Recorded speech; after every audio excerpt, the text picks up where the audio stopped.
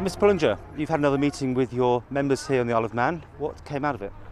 Well, as part of the process, we've been democratic all the way through with our members and involved them with every decision we've made.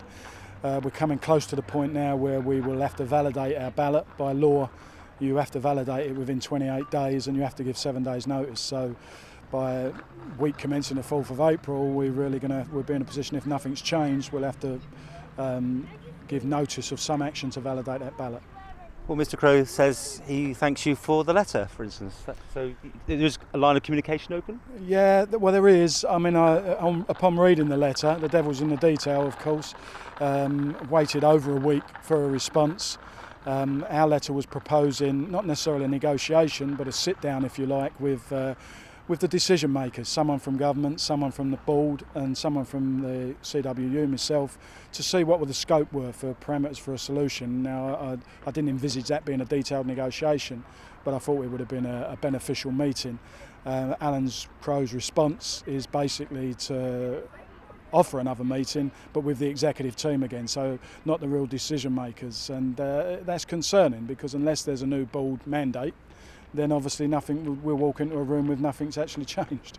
So he has replied to your letter, so the ball's back in your court to reply to him again now? Oh no, we will definitely take up the option of any meeting that's offered to us. I'm just trying to be realistic. I'm disappointed with the response. Of course we will meet, because if there's any way to try and resolve this, we want to do it. We won't turn down, but I can't help but feel that unless the real decision makers are in the room, then those real decision makers won't necessarily understand the case that we're making. We've been denied the opportunity to put that case to the right people. We felt, as you know, we may get the opportunity for arbitration, and we were denied that. There wouldn't have been a ballot, that's all.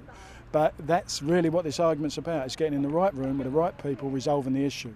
All of these people, interestingly enough, involve themselves in the media, but they won't actually come into the room. So, I think to some degree they've got to come out of hiding. We can all be sort of John Wayne when we're in another room or at the end of a telephone, but this is about getting people in the room together and maturely trying to sort out the situation.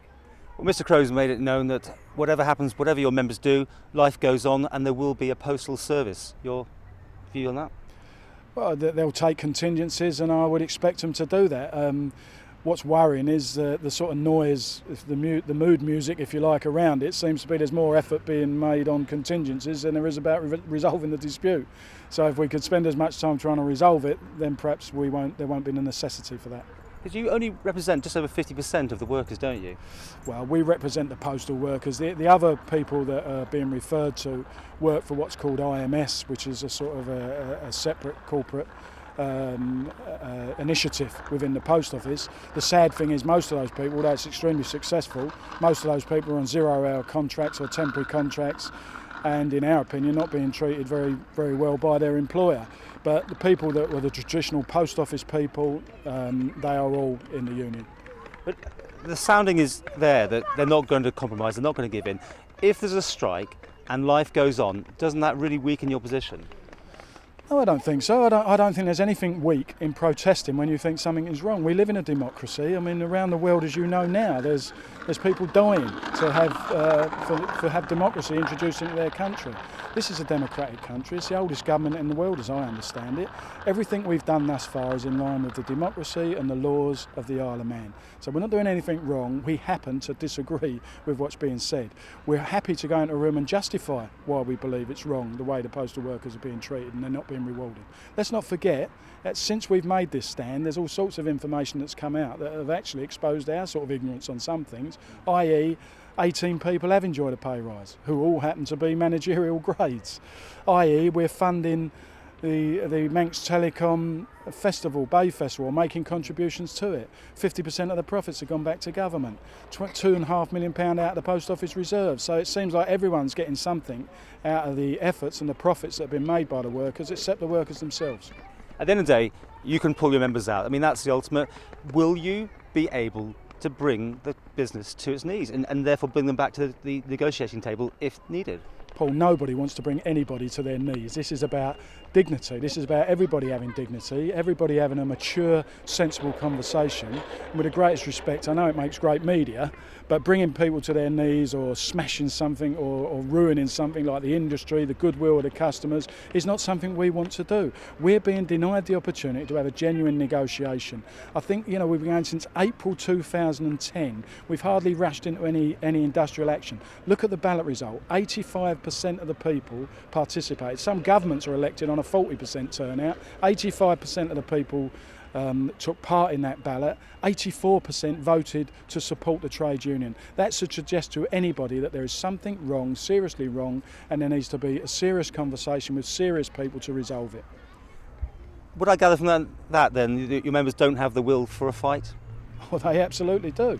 They absolutely do, and I think they've demonstrated that. But there's no desire to go on strike. What there's a massive desire for is to see a genuine set of negotiations, a genuine conversation, and then see some solution coming out of it. Going forward, you cannot expect people to keep performing, keep providing increasing profits year on year and not be rewarded for their efforts. It happens in commercial business. Alan Crowe has said we're sponsoring the Manx Telecom Bay Festival because we're a commercial organisation. We agree, we've got a commercial focus. Commercial businesses, if they're successful, reward their people. That's what hasn't happened here. Would you accept, though, some of the best paid postmen anywhere around, on the Isle of Man, basically? Well, I think we're the only postal workers on the Isle of Man, so...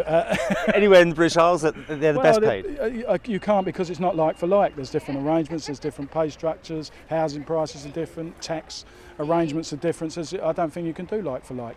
I noticed the press actually published what a postman earns. If it's £22,000 a year, I don't think necessarily people on the island would think that's spectacular money. Okay, I think it's a good job, and I think we should continue to improve that job. People said about the 1 week off in 6 was in the paper as if it's something wrong. What they failed to tell you is the reason there's 1 week off in 6 is because they do 6 weeks worth of hours in 5 weeks, which generates a week off. But what they also failed to do was publish the pay rates of the managerial grades, certainly those that have enjoyed a pay rise this year, and the rates of pay of everybody else. We believe average pay on the Isle of Man, our members' pay, our average pay of a postal worker is 13.4% behind the average pay on the Isle of Man. Now that, I appreciate that incorporates everybody, but that's where we are. That's the sort of realistic positioning. I don't mind any of those figures being positioned if they're done in an honest way, and there's also a broad brush of opinion, not just trying to put down postal workers.